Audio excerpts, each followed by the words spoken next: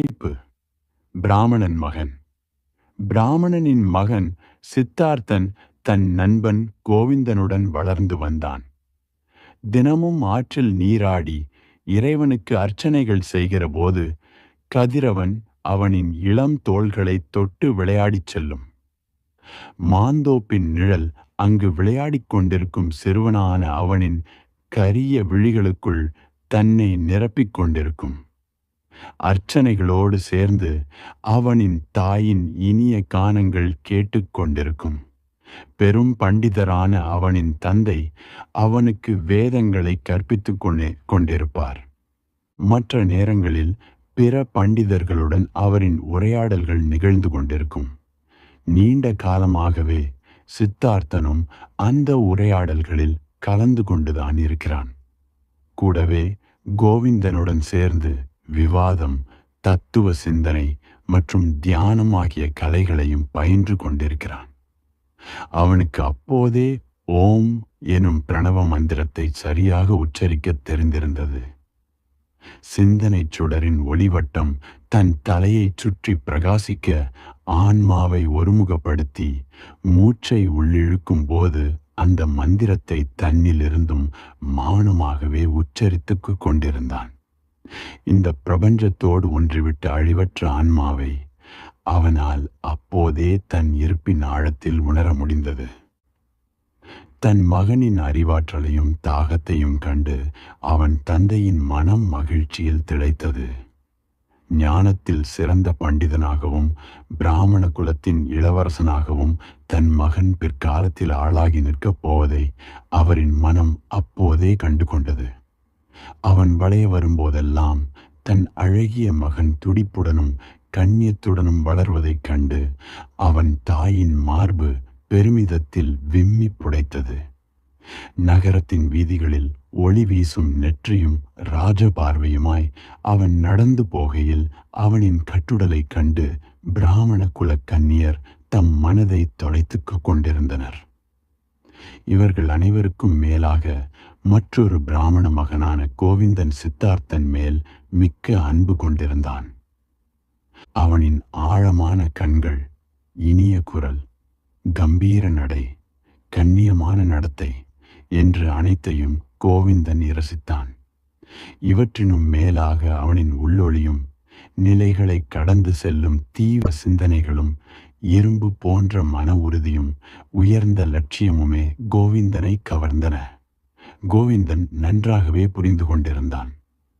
மந்தையில் மற்றும் ஒரு சராசரி ஆடாக அவனுடைய வாழ்க்கை இருக்காது என்று அவன் ஆழமாக நம்பினான். கோவிந்தனும் கூட அது போன்ற ஒரு மந்தை ஆட்டு வாழ்க்கையை விரும்பவில்லை.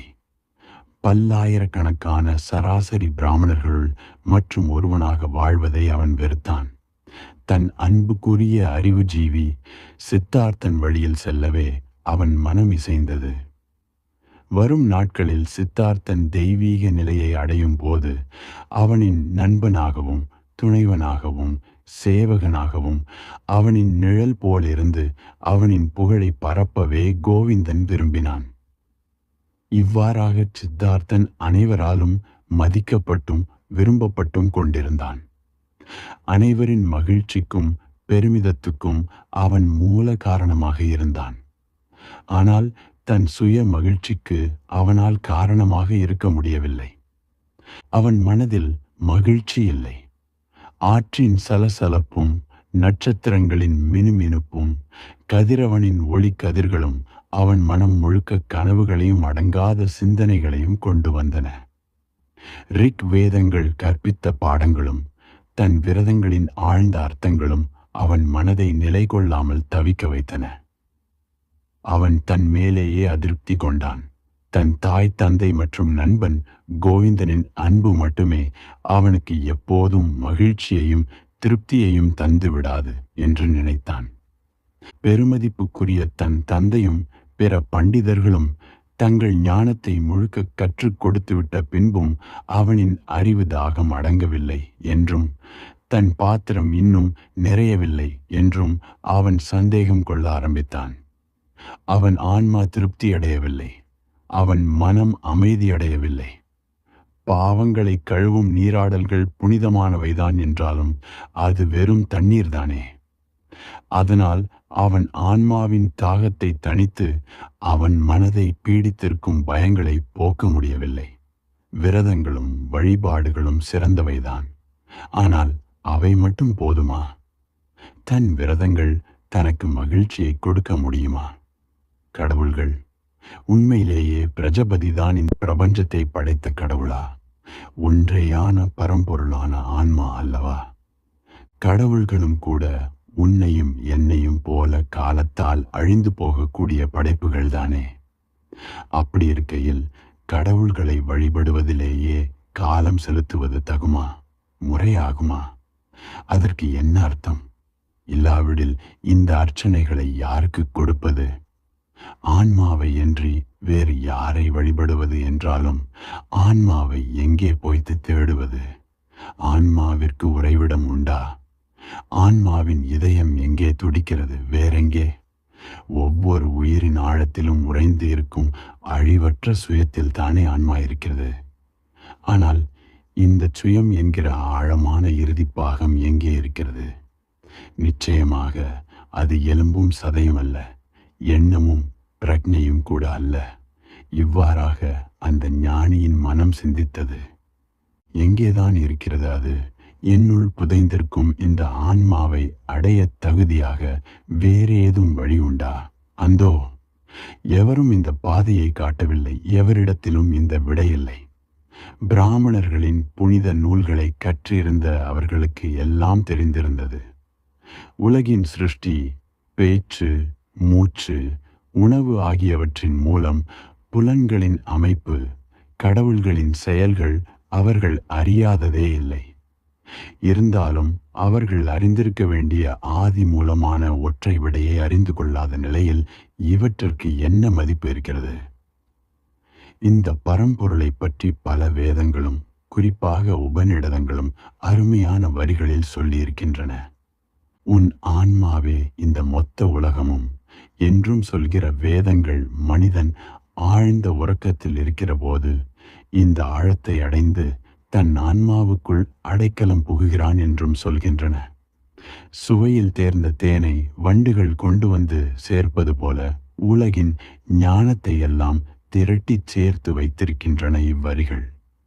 தலை சிறந்த பிராமணர்கள் பல தலைமுறைகளாக தேடிச் சேர்த்து வைத்துள்ள இந்த ஞான திரட்டு வீணாகலாமா? எனில் இந்த ஆழ்ந்த ஞானத்தை அறிவதோடு மட்டுமின்றி வாழ்ந்தும் காட்டிய உதாரண புருஷர்கள் எங்கே? உறக்கத்தில் மட்டுமே உறவாகிற ஆன்மாவோடு விழிப்பு நிலையிலும் பரிச்சயம் கொண்டு வாழ்வின் ஒவ்வொரு அடியிலும் சொல்லிலும் செயலிலும் அதனோடு இயைந்து வாழும் வித்தை கற்ற ஞானி எங்கே? சித்தார்த்தன் பல பண்டிதர்களை அறிவான். அவர்களில் முதன்மையானவரும் பெருமதிப்பிற்குரியவருமானவர் அவனின் தந்தையேதான். அமைதியும் கண்ணியமும் கொண்ட நடத்தையும் தூய வாழ்க்கையும் அறிவார்ந்த பேச்சாற்றலும் புருவங்களுக்கு பின் மறைந்திருக்கும் நுட்பமான சிந்தனையும் கொண்ட தன் தந்தை எல்லோருக்கும் ஓர் உதாரண புருஷராக தெரிகிறார். ஆனாலும் அனைத்தும் அறிந்த அவரே கூட பேரின்பத்தை அடைந்ததாக சொல்ல முடியுமா? அவரின் ஆன்மா அமைதி அடைந்து விட்டதா? அவரும் தீராத தேடலும் தாகமும் கொண்டவர்தானே. தன் தாகத்தை தணித்து கொள்ள மீண்டும் மீண்டும் அவர் வேதங்களிலிருந்தும் புனித நூல்களிலிருந்தும் வழிபாட்டிலிருந்தும் பிற பண்டிதர்களுடனான விவாதங்களிலிருந்தும் அள்ளி அள்ளி பருகி கொண்டேதானே இருக்கிறார். விமர்சனங்களுக்கு அப்பாற்பட்ட அவருமே கூட அனுதினமும் தன் பாவங்களை கழுவி தன்னை துடைத்து கொள்ள வேண்டிய தேவை என்ன? அவரின் ஆழ்மனத்தில் உள்ள ஆன்மா விழிப்படையவில்லையா? என்னுள் உறைந்திருக்கும் புனித மூலமான ஆன்மாவை அடைந்தாக வேண்டும். அடைந்து கைப்பற்றி கொள்ள வேண்டும். அதுவே நிதர்சனம். அதுவன்றி வேறு எந்த ஒரு தேடலும் எங்கோ தொலைந்து போவதற்கான மார்க்கம் மட்டுமே. இதுவே சித்தார்த்தனின் சிந்தனையும் தாகமும் தவிப்புமாக இருந்தது. சாண்டோக்கிய உபநிடதம் சொல்லும் பிராமணன் என்பதன் பொருள் சத்தியம். இதை உணர்ந்தவன் அனுதினமும் முக்தி நிலையை அடைவான் என்ற வரிகளை அவன் அடிக்கடி தனக்கு தானே சொல்லிக் கொள்வான். பலமுறை அந்த முக்தி நிலையை கைக்கெட்டும் தூரத்தில் உணர்ந்தாலும் அவனால் அதை அடைந்து தன் தாகத்தை தணித்து கொள்ள முடியவில்லை. அவன் அறிந்து மதித்த தலை சிறந்த ஞானிகளிலும் கூட எவரும் இந்த நிலையை முழுமையாக அடைந்து இந்த புனித தாகத்தை தணித்து கொண்டதாக அவனுக்கு தோன்றவில்லை. கோவிந்தா, சித்தார்த்தன் அழைத்தான். நண்பா, வா, நாம் அந்த ஆலமரத்தடியில் அமர்ந்து தியானிப்போம். அவர்கள் அந்த ஆலமரத்தடிக்கு சென்றமர்ந்து தியானிக்கத் தொடங்கினர். சித்தார்த்தன் அங்கேயே தியானத்தில் மூழ்கிவிட்டான். அவனுக்கு 20 அடி தூரத்தில் கோவிந்தன் தியானித்தான். தன் இடத்தில் அமர்ந்து ஓம் எனும் பிரணவ மந்திரத்தை உச்சரிக்கத் தொடங்கும் முன் சித்தார்த்தன் மெதுவாக முணுமுணுத்தான். ஓம் என்பது வில், ஆன்மாவே அம்பு. பிராமணனே, அந்த அம்பு தடையின்றி தாக்க வேண்டிய இலக்கு. வழக்கமாக தியானிக்கும் நேரம் முடிந்ததும் கோவிந்தன் எழுந்தான். மாலை நீராடலுக்கான நேரமாகிவிட்டது. சித்தார்த்தனை அழைத்தான். பதில் இல்லை. மூச்சு கூட விடாதவாறு தூரத்தில் பார்வையோடு தன் பற்களுக்கிடையே நாக்கை துருத்தி கொண்டு சித்தார்த்தன் ஏதோ சிந்தனையில் மூழ்கி மெய்மறந்திருந்தான். ஓம் எனும் மந்திரத்தில் மனம் நிலைத்து அவன் இவ்வாறு அமர்ந்திருக்க அவனின் ஆன்மா தன் இலக்கை நோக்கி அம்பாக பயணப்பட்டு கொண்டிருந்தது. ஒருமுறை சமணர்கள் சிலர் சித்தார்த்தனின் ஊரை கடந்து சென்றனர். அவர்கள் 3 பேர் தேசாந்திரமாய் போகும் துறவிகள். காய்ந்து உலர்ந்த ஒடிசலான தேகமுடையவர்கள். இளையவர்களும் அல்லர், முதியவர்களும் அல்லர். கிட்டத்தட்ட பிறந்த மேனியாக வெயிலில் வாடி பழுத்த தோள்களை உடைய அவர்கள் தனிமை சூழ நடந்து சென்றனர். உலகின் பார்வைக்கு அவர்கள் அந்நியர்களாகவும் எதிரிகளாகவும் கூட தெரிந்திருக்கலாம். மனித வாடையிலிருந்து வெகு தூரத்தில் வாழும் நரிக்கூட்டம் போல அவர்கள் பயணப்பட்டு கொண்டிருந்தார்கள். ஆனால் அவர்களை ஒரு மௌனமான உறுதியும் வெறி கொண்ட ஒரு பக்தியும் முற்றிய துறவு நிலையும் செலுத்தி கொண்டிருந்தன. நாளை விடிந்ததும் சமணர்களுடன் சென்று தானும் சமணனாகிவிடப் போகிறேன். தன் நண்பனிடமிருந்து வந்த வார்த்தைகளை கேட்டதும் கோவிந்தனின் முகம் வெளிரியது. சித்தார்த்தனின் அசைவற்ற முகத்தில் வில்லிலிருந்து புறப்பட்ட அம்பின் வீச்சை கண்டானவன். ஒரு பார்வையிலேயே அவனுக்கு புரிந்துவிட்டது. இதுவே துவக்கம். சித்தார்த்தன் தன் பாதையை தேர்ந்தெடுத்து விட்டான். அவனுடைய பிறவி பலன் நிறைவேறப் போகிறது. கூடவே தன்னுடையதும் நிறைவேறப் போகிறது. நினைக்க நினைக்க அவன் முகம் வாழைப்பழ தோல் போல வெளிரி போனது. சித்தார்த்தனே, அவன் கேட்டான், உன் தந்தை இதற்கு அனுமதிப்பாரா? உறக்கத்திலிருந்து விழிப்பவன் போல சித்தார்த்தன் கண் திறந்தான். ஒரே பார்வையில் கோவிந்தனின் மனத்தில் இருக்கும் அச்சத்தையும் அர்ப்பணிப்பையும் அவன் புரிந்து கொண்டான். கோவிந்தா, அமைதியாகச் சொன்னான், மேலே பேச வேண்டாம். நாளை பொழுது புலர்கையில் நான் சமணர்களின் வாழ்க்கையை வாழத் துவங்குவேன். இனி இதை குறித்து விவாதிக்க ஒன்றுமில்லை. சித்தார்த்தன் தந்தை இருக்கும் குடிலுக்குள் நுழைந்து அவரின் பின்னால் அமைதியாக நின்று கொண்டான். ஒரு சிறிய மௌனத்தின் பின் அவனின் இருப்பை உணர்ந்து கொண்ட தந்தை, சித்தார்த்தனா அது? என்ன சொல்ல வந்தாய் மகனே என்றார். உங்கள் அனுமதியுடன் நாளை விடியலில் உங்கள் வீட்டை விட்டு விலகிச் சமணர்களுடன் சேர்ந்து துறவு வாழ்க்கை வாழப்போகிறேன் தந்தையே. நான் ஒரு சமணனாக வேண்டும். தந்தை இதற்கு மறுப்பு தெரிவிக்க கூடாது என வேண்டுகிறேன் என்றான் சித்தார்த்தன். அதை கேட்டதும் தந்தை தீவிரமான அமைதியில் ஆழ்ந்தார். அவரின் அமைதி நீள நீள சாளரத்தில் தெரிந்த நட்சத்திரங்கள் மெல்ல நகர்ந்து இடம் மாறிவிட்டிருந்தன. மகன் அமைதியாக அசையாமல் அங்கேயே நின்றிருக்க, தந்தை அமைதியாக அசையாமல் வீற்றிருக்க, அங்கே நட்சத்திரங்களைத் தவிர வேறெதுவும் அசையாமல் அத்தனையும் உறைந்து போயின. நீண்ட மௌனத்தின் பின் தந்தை பேசினார். ஒரு பிராமணன் கோபமான வார்த்தைகளை பேசலாகாது. ஆனால் என் மனம் கோபத்தில் பொங்குகிறது. இதற்கு மேல் இதை பற்றி நீ ஒரு வார்த்தை கூட பேச வேண்டாம்.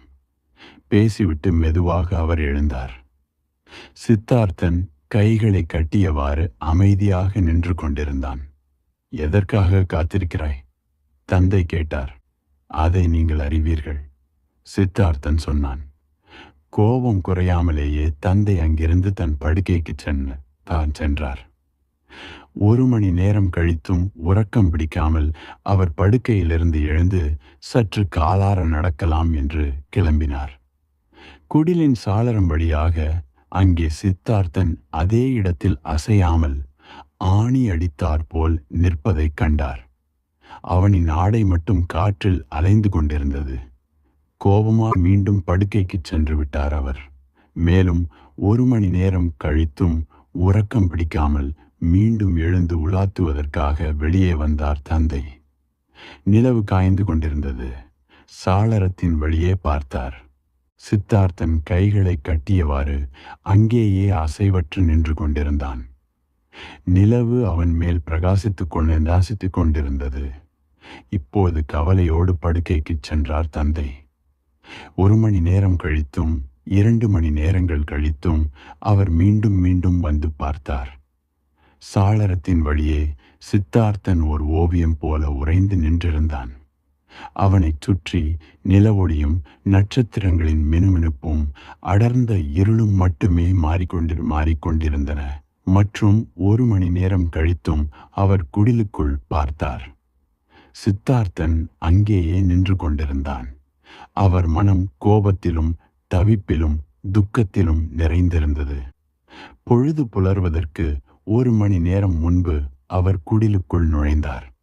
சித்தார்த்தன் அங்கேயே நின்றிருந்தான். அவரின் பார்வைக்கு யாரோ ஒரு உயரமான அந்நிய மனிதன் போல தெரிந்தான் அவன். சித்தார்த்தா, அவர் பேசலானார். இன்னும் எதற்காக காத்திருக்கிறாய்? அதை நீங்கள் அறிவீர்கள். நீ இப்படியே நின்றிருந்தால் சோர்ந்து போவாய். சித்தார்த்தா, நான் சோர்ந்து போகிறேன். தூங்கி விடுவாய் மகனே.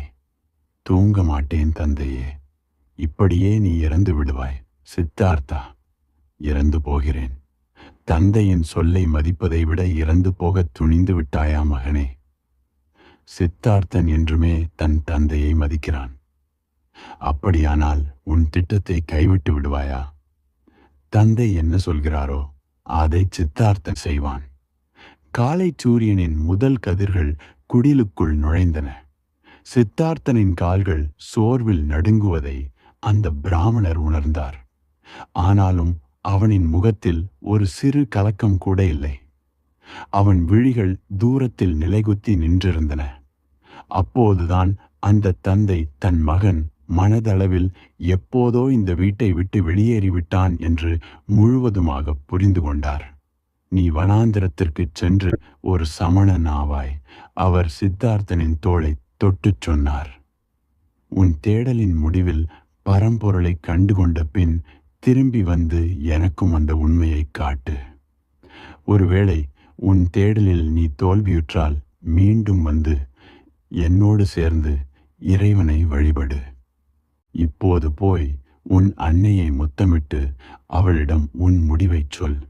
நான் என் பாவத்தை கழுவ ஆற்றங்கரைக்கு நீராடச் செல்கிறேன். சொல்லிவிட்டு அவர் அங்கிருந்து சென்று விட்டார். சித்தார்த்தன் நடக்க முற்பட்ட போது அவனின் தளர்ந்த கால்கள் தடுமாறின. அவற்றை தன் கட்டுக்குள் கொண்டு வந்து தந்தை சென்ற திசை நோக்கி வணங்கி நிமிர்ந்து அவர் சொன்னபடி தன் தாயை சந்திக்கச் சென்றான். ஊர் இன்னும் விழித்திருக்காத அதிகாலையில் அவன் தன் பயணத்தை துவங்க கிளம்பிய போது கடைசி குடிலிலிருந்து ஒரு நிழல் வந்து அவனுடன் சேர்ந்து கொண்டது கோவிந்தன். நீ வந்து விட்டாய் என்று சொல்லி புன்னகைத்தான் சித்தார்த்தன். ஆம், நான் வந்துவிட்டேன் என்று உறுதியாகச் சொன்னான் கோவிந்தன்.